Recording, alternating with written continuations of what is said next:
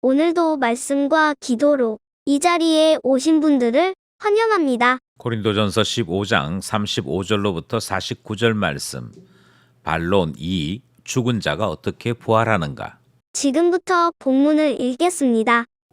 누가 묻기를 죽은 자들이 어떻게 다시 살아나며 어떠한 몸으로 오느냐 하리니 어리석은 자여 내가 뿌리는 씨가 죽지 않으면 살아나지 못하겠고 또 내가 뿌리는 것은 장래의 형체를 뿌리는 것이 아니요 다만 밀이나 다른 것의 알맹이 뿐이로되 하나님이 그 뜻대로 그에게 형체를 주시되 각 종자에게 그 형체를 주시느니라. 육체는 다 같은 육체가 아니니 하나는 사람의 육체요 하나는 짐승의 육체요 하나는 새의 육체요 하나는 물고기의 육체라. 하늘에 속한 형체도 있고 땅에 속한 형체도 있으나 하늘에 속한 것에 영광이 따로 있고 땅에 속한 것에 영광이 따로 있으니 해의 영광이 다르고 달의 영광이 다르며 별의 영광도 다른데 별과 별의 영광이 다르도다. 죽은 자의 부활도 그와 같으니 썩을 것으로 심고 썩지 아니할 것으로 다시 살아나며 욕된 것으로 심고 영광스러운 것으로 다시 살아나며 약한 것으로 심고 강한 것으로 다시 살아나며 육의 몸으로 심고 신령한 몸으로 다시 살아나나니 육의 몸이 있은즉 또 영의 몸도 있느니라. 기록된 바 첫사람 아담은 생령이 되었다 함과 같이 마지막 아담은 살려주는 영이 되었나니 그러나 먼저는 신령한 사람이 아니요 육의 사람이요 그 다음에 신령한 사람이니라. 첫사람은 땅에서 났으니 흙에 속한 자이거니와 둘째 사람은 하늘에서 나셨느니라. 무릇 흙에 속한 자들은 저 흙에 속한 자와 같고 무릇 하늘에 속한 자들은 저 하늘에 속한 이와 같으니 우리가 흙에 속한 자의 형상을 입은 것 같이 또한 하늘에 속한 이의 형상을 입으리라. 본문 전체 이해와 본문 해석입니다. 바울은 고린도전서 15장에서 부활에 관한 가르침을 전하고 있지요. 오늘 본문에서 바울은 제기된 질문에 대해 스스로 제시하고 또 스스로 답을 하는 수사학적인 기법을 통해 부활에 대해 가르치고 있습니다. 이렇게 가르치는 이유는 부활에 관해 전혀 들은 바가 없던 이 로마 제국에 속한 사람들이 너무도 생소하고 또 너무도 빈번하게 제기되는 질문을 여전히 바울에게 제시하고 있기 때문인 것이죠. 바울은 질문에 대한 대답과 함께 사도로서 고린도 교회의 신자들에게 부활을 믿는 신자다운 신앙생활은 어떤 것인지 그리고 그 모습은 어떻게 나타날 수 있는지에 대해 가르침을 이어가고 있습니다. 본문 안으로 들어가 보겠습니다. 첫 번째 문단은 35절로부터 44절입니다. 육의 몸을 심어 영광스러운 몸을 거둠으로. 바울에게 제기된 질문이 본문에서 소개되고 있습니다. 그 질문은 부활이 어떻게 일어나는지 구체적으로 보여달라 하는 내용이지요. 이 질문에는 지금 부활의 흔적을 보여달라 하는 내용이 깔려 있습니다. 그러니까 이 사람들의 생각은 이제 그림자나 조그마한 흔적이라도 보여야 될 것 아니냐. 우리가 예수 믿은 지 오래되었는데 그동안 신앙생활에 경륜이 있으니 부활이 조금씩 손에 잡힐 수 있도록 나타나야 되는 것 아니냐 하는 질문이 제기된 것입니다. 이 질문 자체가 부활을 전혀 모르는 사람들의 질문이라 그렇게 평가하지요. 그러면서 씨를 예를 들어 설명합니다. 씨라고 하는 것을 통해 우리는 나무를 생각할 수 없지요. 마찬가지로 태생과 성장체 사이에는 여러 유형들이 존재하는데 처음 생긴 것이 비슷하다가 점점 성장하면서 구체적인 몸체를 갖추는 그런 생명체가 있는가 하면 시작할 때에는 어떤 형태로 성장하는지 상상조차 할 수 없는 그런 생명체도 있더라 하는 것을 가르치고 있습니다. 결국 태생과 성장체 사이에 여러 모습들이 존재한다고 할 때 부활은 지금 시작했다고 해서 그 형체를 알 수 있는 것이 아니다 하는 가르침을 전하고 있는 것이지요.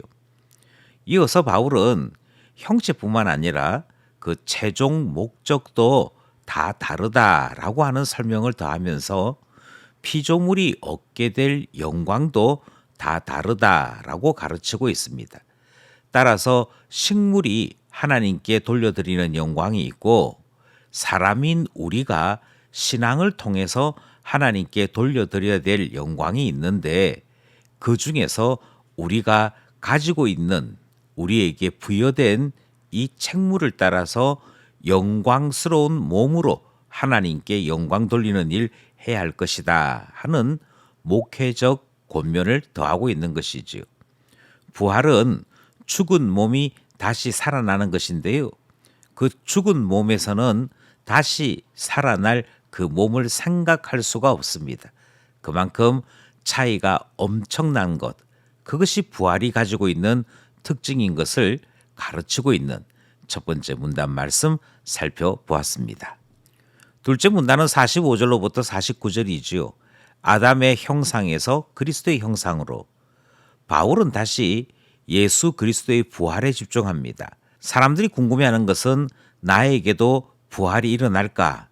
지금 내가 부활의 사람인지 어떻게 알 수 있을까? 하는 자기 자신들에 대한 질문입니다만 바울은 틈이 날 때마다 기회가 생길 때마다 예수님에게로 돌아오는 사도로서의 놀라운 모습을 보여주고 있지요. 바울은 예수님이 둘째 아담 되신다 이 사실을 다시 강조하고 있습니다. 동시에 마지막 아담으로서 첫째 아담이 가지고 온 사망을 생명으로 바꾸시는 생명의 주가 되신다 하는 소개를 오늘 본문에서 전하고 있습니다. 육체의 생명과 영의 생명은 몇몇 가지 요소에서 전혀 다른 특징을 나타내고 있습니다. 영에 속한 생명은 하늘에서 난 예수님께서 우리에게 주신 것이므로 하늘에 속한 예수님을 따르는 특징들이 나타나게 되더라 하는 것이지요.